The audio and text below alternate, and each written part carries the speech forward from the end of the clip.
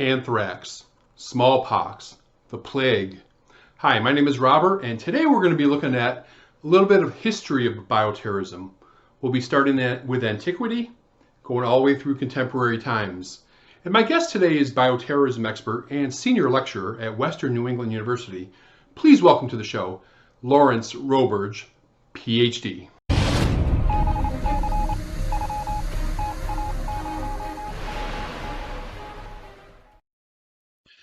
Dr. Lawrence Roberge, welcome to the show, sir. Thank you, sir. It's a great honor and pleasure.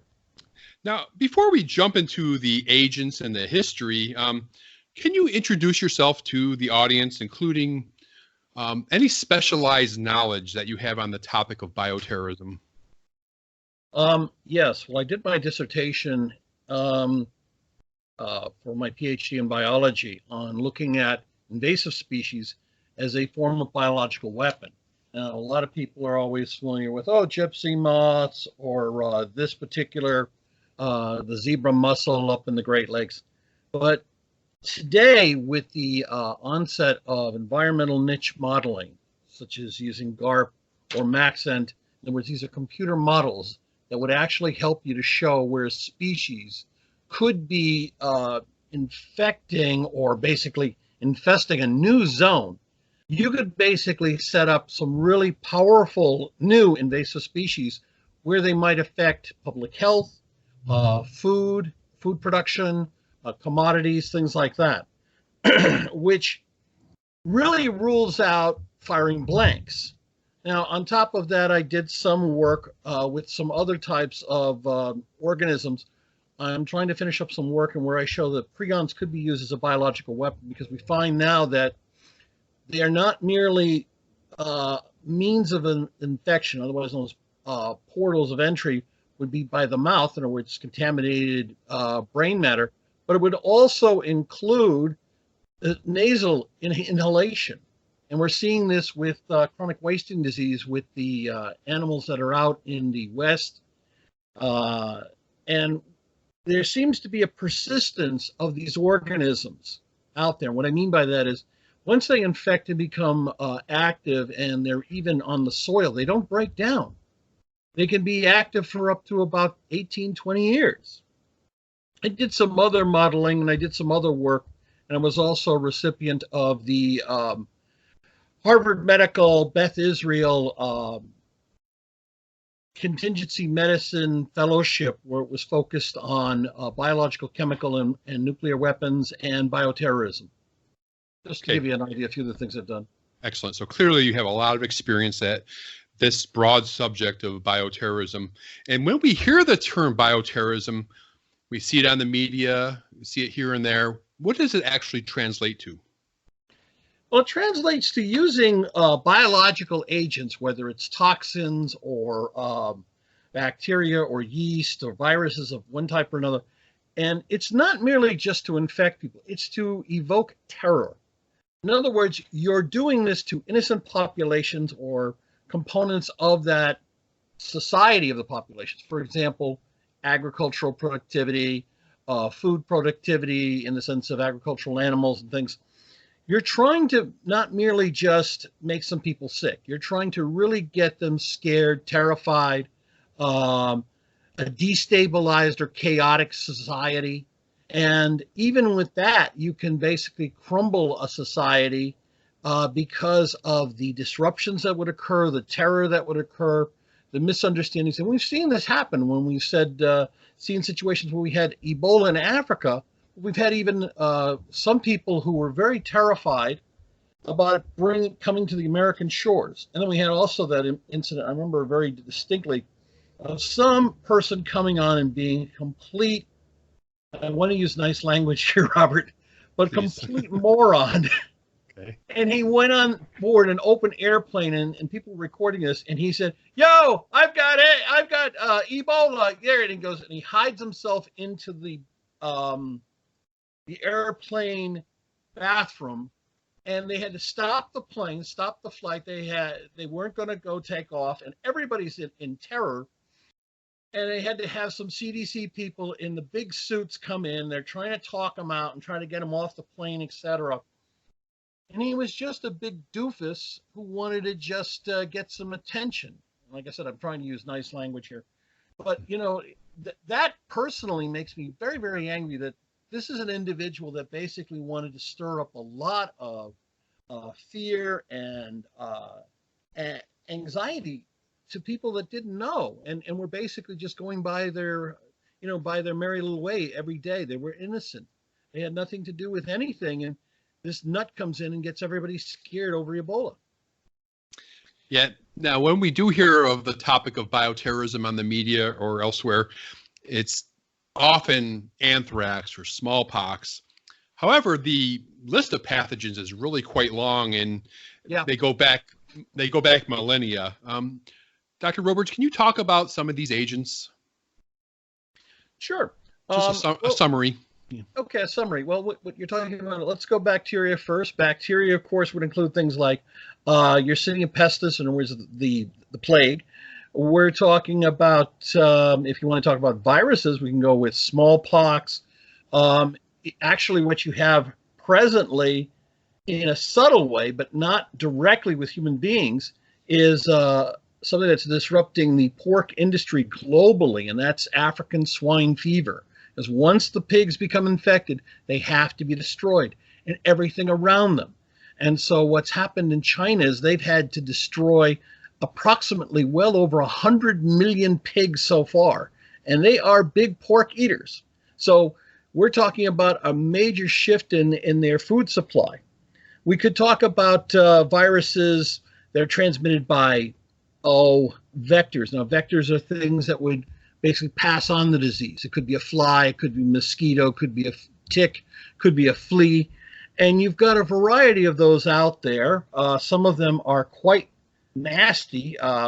We've heard about Zika, we've heard about yellow fever, we've heard about chikungunya. And of course, you've got the parasitic ones, such as malaria, etc. The key point in many of these types of biological weapons is that they have to be controlled, and then controlled in such a way to be spread to particular targets. Otherwise, it's just an epidemic that's been caused by some unfortunate and unforeseen and unplanned infestation that occurred. By the way, we want to also include a few other things, such as fungal pathogens. Some of them are starting to become antibiotic resistant, but also some of the toxins that are produced by them. And one of them is the trichothines, and these were alleged to be used by Russians against the Laotian people. But then there people were arguing about it, saying, well, no, it wasn't that. That was just bee pollen and such and such. But we do know that in laboratory tests, that type of toxin is extremely lethal. Give you just a couple of pointers there. Yeah. Do we know, or can we even speculate, when and what was the first act of bioterrorism or biowarfare in human history? Okay. There are a variety of ones that go back where they basically say if you poison somebody's water with either cadavers or manure or something else like that, you can pass on. Solon, one of the historical characters in ancient Greek civilization, they had a fight with Carinian, which is a province or a city. And basically what they did was they threw in a herb called hellebore, and hellebore, basically they threw in the hellebore roots, which caused great explosive diarrhea. The people were all sickened by it, and they were able to conquer that fortified city very quickly. You could also argue that there were a variety of situations that occurred. It goes back a long way. We're going into 2,000, 3,000, 4,000 years ago, where they basically said, look, no more poisoned arrows. Poisoned arrows, we're not just adding some type of special unique poison, just dip it in the blood of animals, dip it in manure, and when that arrow hits, you're going to be guaranteed that even if it was, quote, a flesh wound, what's going to eventually happen is someone's going to have a terrible infection, and it's going to be fatal. Now, concerning Yersinia pestis, or the agent of plague, can you talk about its place in history concerning bioterrorism? Sure. What happened that caused a great Black Death plague that occurred in the 1300s was believed to be started in Asia Minor, where some of the Mongol invaders who had brought, in essence, black plague, the plague bacteria carried on by fleas. And when the conditions are right, the fleas basically have clotted blood in their system. They're bloody. They're blood feeders. But in their bites, that's when they would transmit the bacteria. What happened was at this Kaffa, this fortified city, they basically started hurling all of the plague victims that were dead, the corpses, into the city. And of course, you have bodies that splattered all over the place. You had also rough terrain and rough situations where you had to remove the remains and such. And so individuals got contaminated. I think it's conceivable that there were individuals, even though they were corpses, that still had some fleas on them. And so when they splattered back into the castle city, the fleas were now available to attack others. Now, when the Italian merchants that really ran the city fled the city, they went to the different ports in Italy, and they were in essence bringing the plague with them. The plague was also helped by the rats. You have to think about this now. For a lot of us today in a modern society, we don't think about the sanitation that we have and take it for any appreciation. We take it for granted. And, for them, it was very common. Rats, sewage, all this other stuff, anything you see on the streets.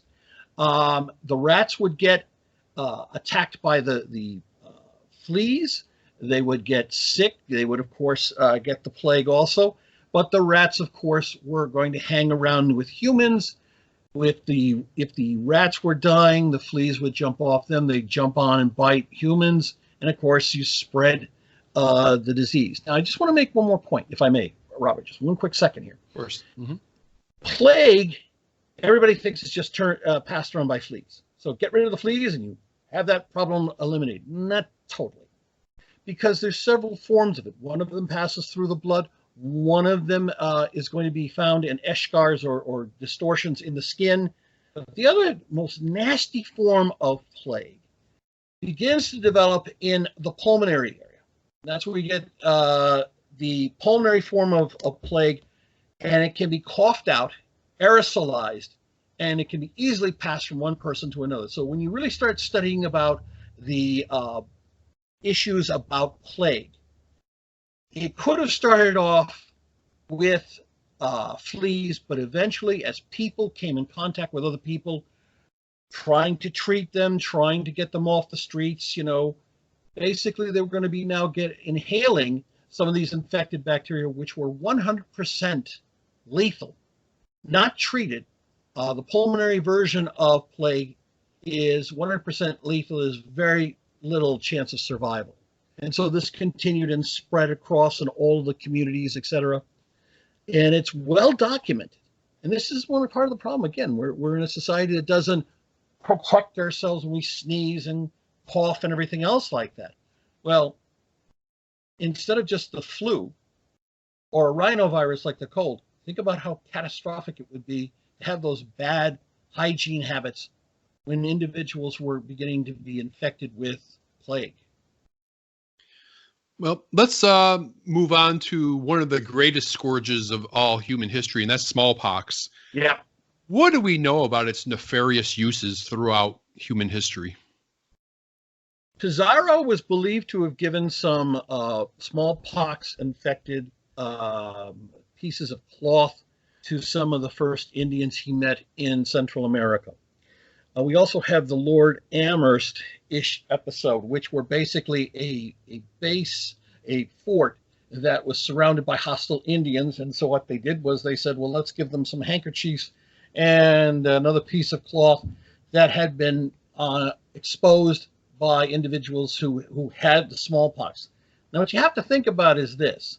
Smallpox, what some of these clothing would have is when the pox or the pustules would break, they would have the virus, etc. And also, many of these tribes contained large amounts of the population that had never, ever been exposed to the smallpox virus. And hence it took off like wildfire and would decimate tribes. And that is some of the situations where basically a military power had a force multiplier, and that was the use of a biological weapon, smallpox. But this is not unusual because we also saw this occurring even during the Revolutionary War. And it was an attempt to get into Boston by George Washington's forces.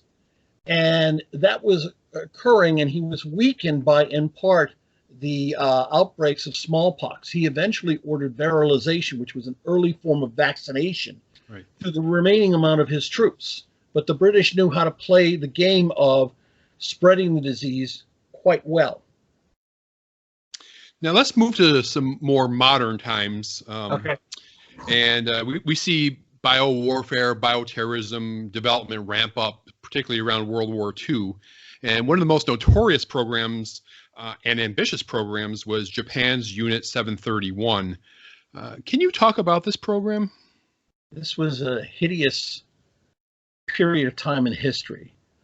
You had Lieutenant General Shiro Ishii, and I believe I got the name right.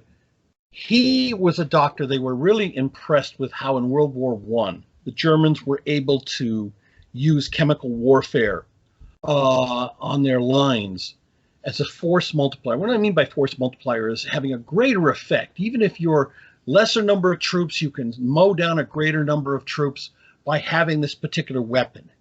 And so he went back and started working with others with the idea that maybe we can use diseases. And they used these facilities in Japanese occupied territories in China. One was up near the Manchuria area.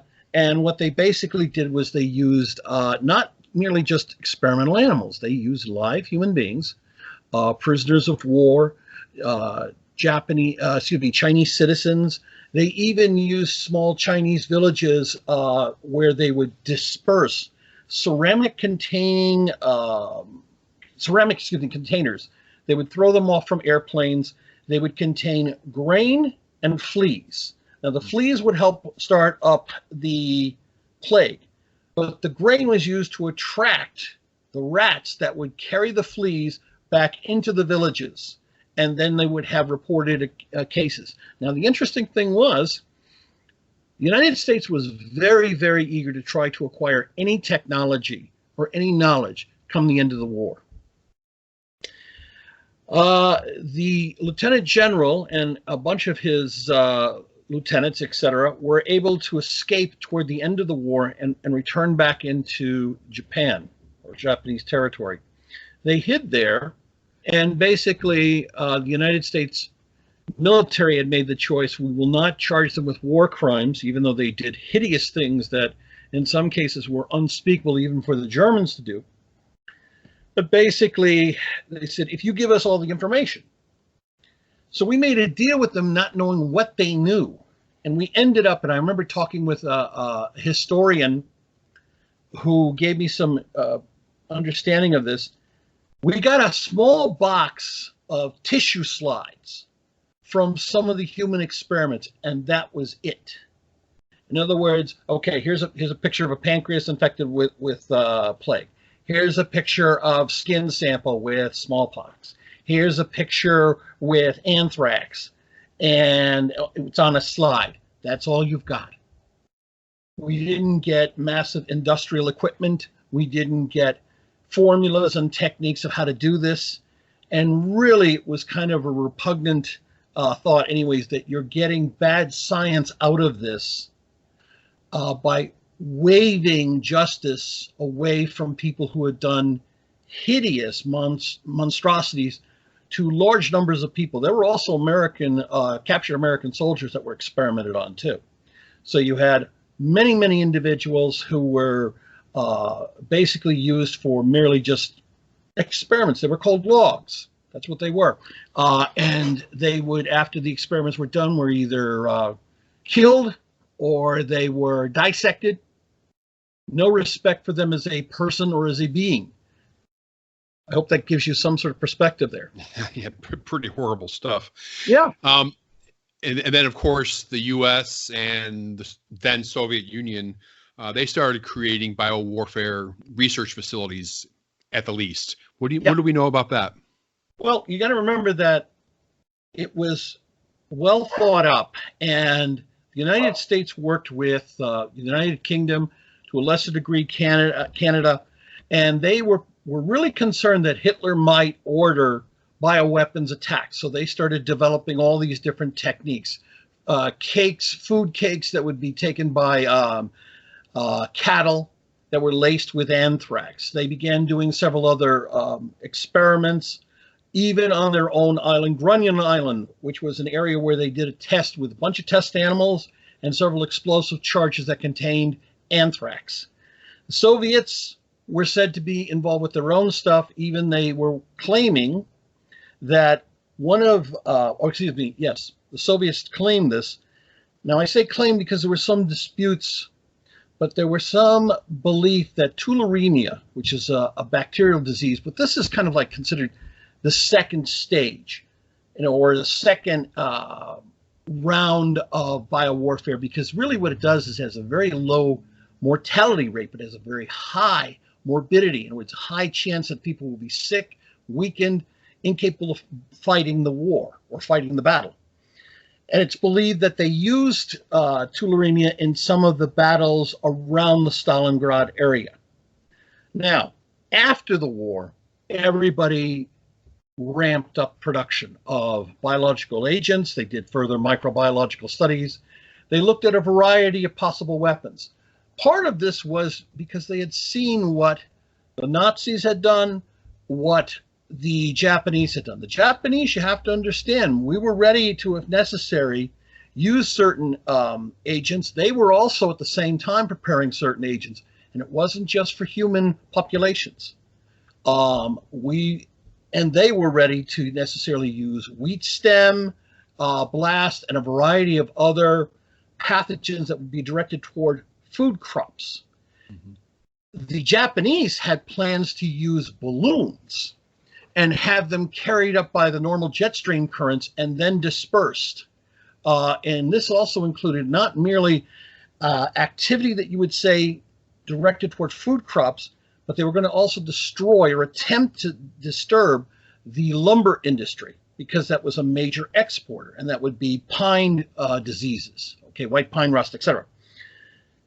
The Soviets, let's move forward. The Soviets continue to do their experiments. They continue to do various techniques.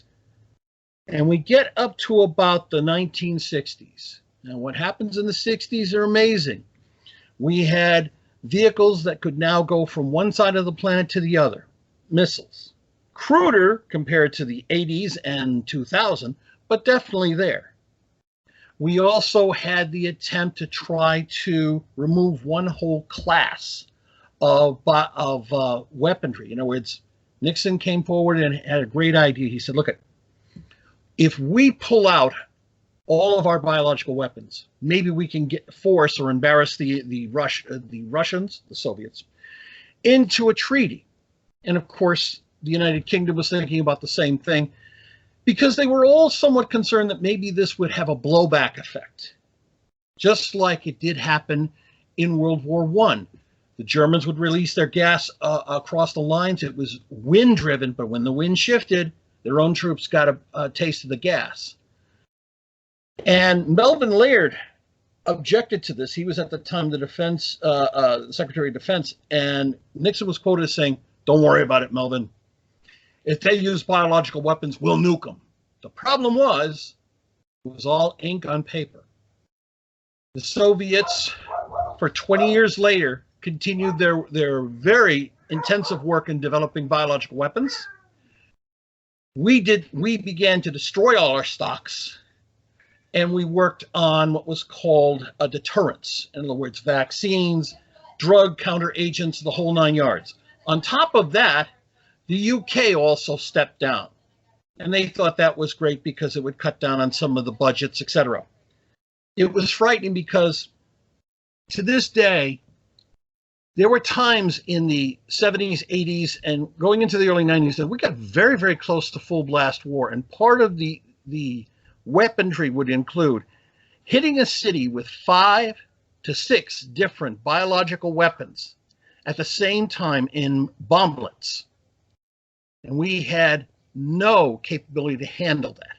Now, mind you, if our population had already been exposed partially to radiation, but had survived, let's say, the initial nuclear attack, you would probably see, I'm going to just guess a number, 10 times the casualty rate from the bioweapons because they had a weakened immune systems.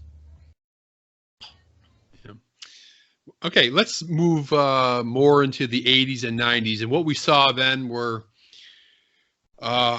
cults, more or less, using bioterror, whether a doomsday cult or for political purposes.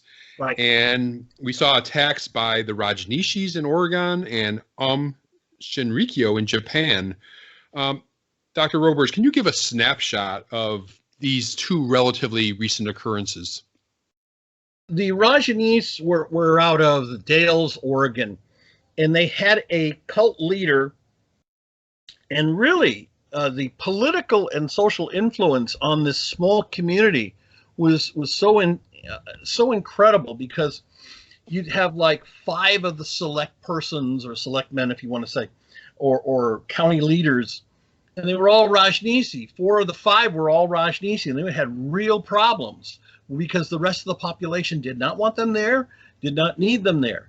But the leadership wanted to maintain economic control, and that meant that they wanted their restaurants, which they would fund, send funds over to help fund the organization. They wanted all of that going on, and only those restaurants. So the other restaurants in the town, they had I would call her a lieutenant. She had an MD. She had set up a bioweapons lab, and what she would use is salmonella bacteria. And basically they would mix this in with some of the salad dressing, etc.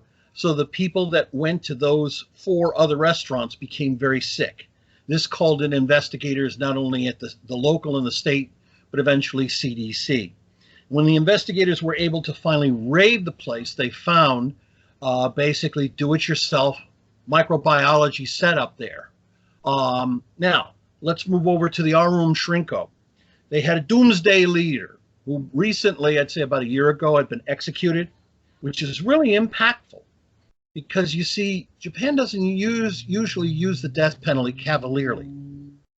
But they wanted these guys to have the ultimate suffering because they had hurt and terrorized so many people in a very peaceful society of Japan. The Arum Shrinko is known to have used nerve gas. I believe it was soman or sarin. I can't remember exactly which one. Sarin. Yeah. Sarin. Yeah, okay. And they used it in subways. But what also happened is they were trying to develop anthrax. They threw some of them at some of the anthrax at U.S. consulates. Didn't really work well, but they did make some other minor bioweapons that they used to kill police officers who were involved with charging some of the group members with certain crimes. They were known to have also attempted, unsuccessfully, but tried to go to Africa to get samples for Ebola, to weaponize that. After all of the insanity and all of the craziness that went on throughout the 90s, they eventually had charged all of the leaders, convicted them. The blind head leader, and part of what he was trying to do is just basically become leader after the doomsday. He believed that we were all going to have the apocalypse and a crazy doomsday, and so that these people, followers of him, were going to try to survive after the madness. Well, they wanted to bring the madness on by using these type of terror weapons. Sad to say, a lot of people were hurt, and the reality is, Robert, it's well known that bioterrorism weapons, now some of them might get a little bit sophisticated, others would not, is obviously the weapon of choice for terrorists today. Hey, it costs you a lot more to make an atomic bomb. You can make some chemical weapons, but they don't really last as long. But if you really want to be able to disperse something and then walk away and watch everybody lose their minds, terror, bioweapons the way to go. And there's been numerous studies where they've said, look, we've gotten these materials off, Amazon and eBay and this and that. And so the equipment is not as sophisticated.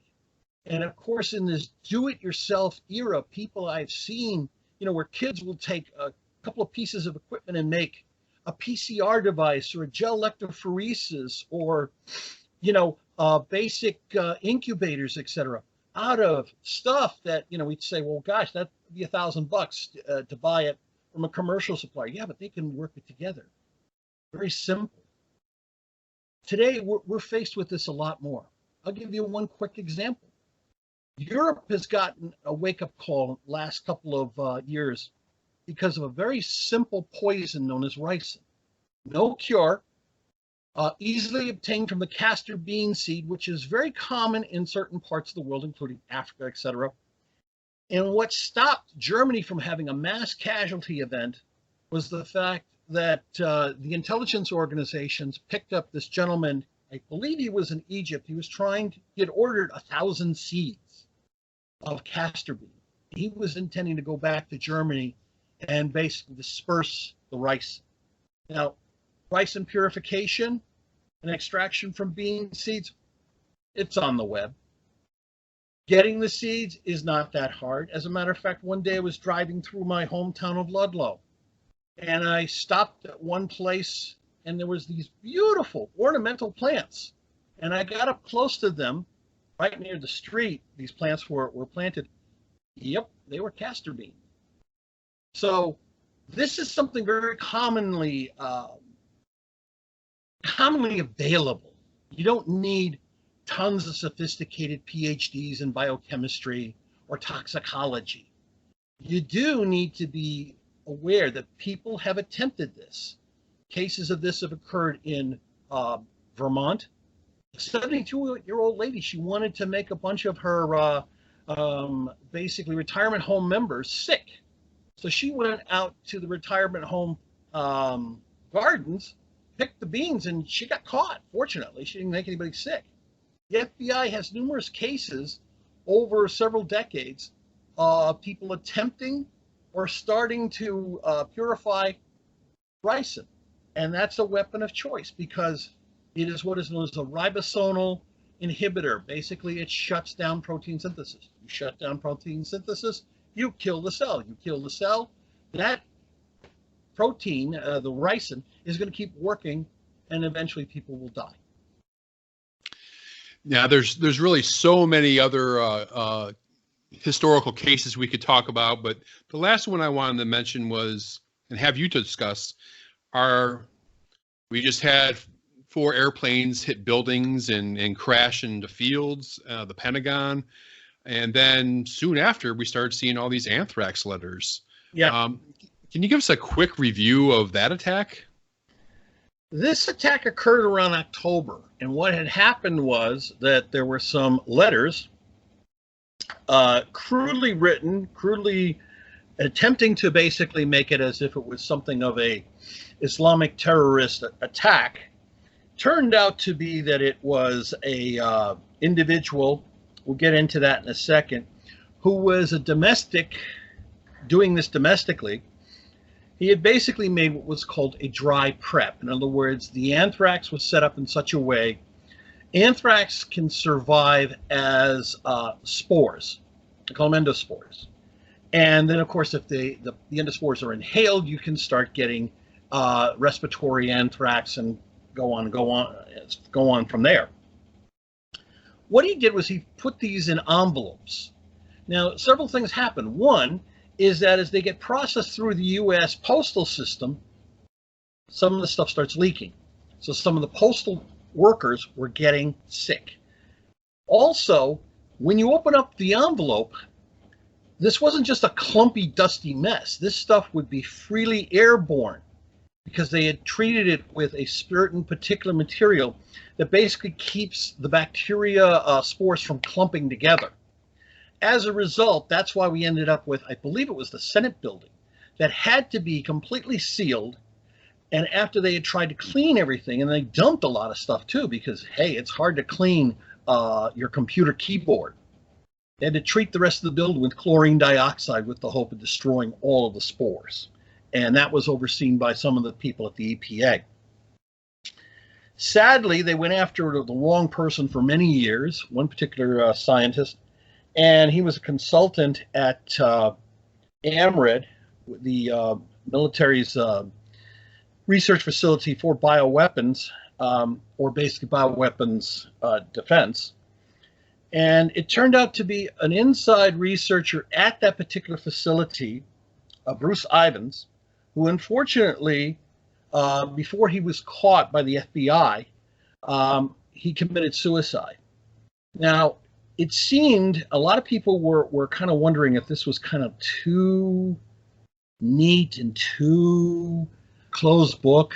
Maybe there was something else or what they were hiding, etc. But it's just maybe one of these unfortunate things. You didn't get to sit down with the accused and say, why'd you do this? What motivated you to do all this stuff? But they had enough solid evidence that pointed to him. And he was quite proud of himself a few years beforehand because he had been able to take not a wet anthrax prep, but make it dry by just reinventing the wheel, shall we say.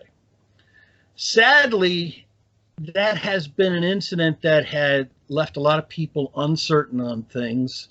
And we have to be vigilant because we have free distribution systems. We have waterways. We have postal delivery. We have all these other speedy postal delivery or package delivery systems.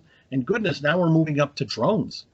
And all of these have the potential for, of course, making our lives wonderful, but also the potential to be abused and used as distribution conduits for various pathogens and biowarfare agents. Let me go ahead and close out the interview with this question. Dr. Roberge, where do you see potential future issues concerning bioterrorism and biowarfare? Okay. Couple of different things. One, of course, is going to be synthetic biology. Everybody's boogie-woogie nuts about that. And I want to explain that. Basically taking the different components to make a new pathogen or altering the pathogen and basically putting together certain components that make it almost impossible, antibiotic resistance, and throw in these genes so it spreads more quickly or something else like that. That's one that's got everybody crazy. And I say crazy because even the recent Blue Ribbon report, they were very concerned about that, but also the do-it-yourselfers. And what I mean by that is they could be considered part of synthetic biology, but these are the people that'll sit down and say, gee, with a hair dryer and a telephone battery and this and that and the other thing, I can make my own, you name it. Okay? I think the other thing is that as we explore and understand biology better, and medicine better, and microbiology, we're going to come up with new possible pathogenic agents, new possible threats. I mentioned to you ricin. Ricin's cheap, easy. You go to the right part of the world and you can get tons of seeds and go nuts. Abrand, Jacordi bean, otherwise known as rosary peas. That's another one. Pulchin, which is common in Southern America, southern part of America, South America, Brazil, things like that. Also, to a point, I believe in Africa. It has, Pulchin has a similar attack procedure. In other words, it has a protein that will shut down cellular protein synthesis. You're going to get individuals who come up with new ideas. Therefore, we need a much more flexible response to dealing with biothreats. And then, of course, we've got the crazy stuff, like someone sits there, as we've talked about for years, and says, gee, in an airplane, you can go around the world in 24 hours. So if you had someone that was infected with Ebola, got on the plane, didn't show the symptoms until they got off in New York, ooh, you've got a problem there. Well, it could be the same thing, but it could be a variety of other diseases. And then, of course, we've got the strain on CDC, WHO, etc., of always watching out for the next big pandemic flu. So I would say that we're going to have a big challenge coming down the road, and it is greater opportunities for brilliant minds to go fix, to prepare, to plan out, and we have to get much more realistic, not consider and waste all our time fiddling around in Congress, having, he said, she said, and all this other stuff. We've got to start dealing with the realities of the bio threats now, not to waste time and wait until, gosh, we've got 1 million dead. Now what are we going to do? I hope that makes some sense. All right, well, thanks for that. And Dr. Lawrence Roberge, I want to thank you, sir, for your time and your expertise on this topic. I appreciate it, sir. Thank you. And don't forget to check us out at the website, outbreaknewstoday.com, the podcast, Outbreak News Interviews, which can be found on the website, on Apple Podcasts, Stitcher Radio, and Spotify, and the Outbreak News This Week radio show, which is aired Sundays at 1 p.m. Eastern Time in the Tampa Bay area on AM 1380 The Biz, or online streaming at 1380thebiz.com. And check out our social media presence, Facebook at Infectious Disease News, and Twitter at BackDman63. Outbreak News TV is a production of The Global Dispatch. Copyright The Global Dispatch Incorporated, 2019.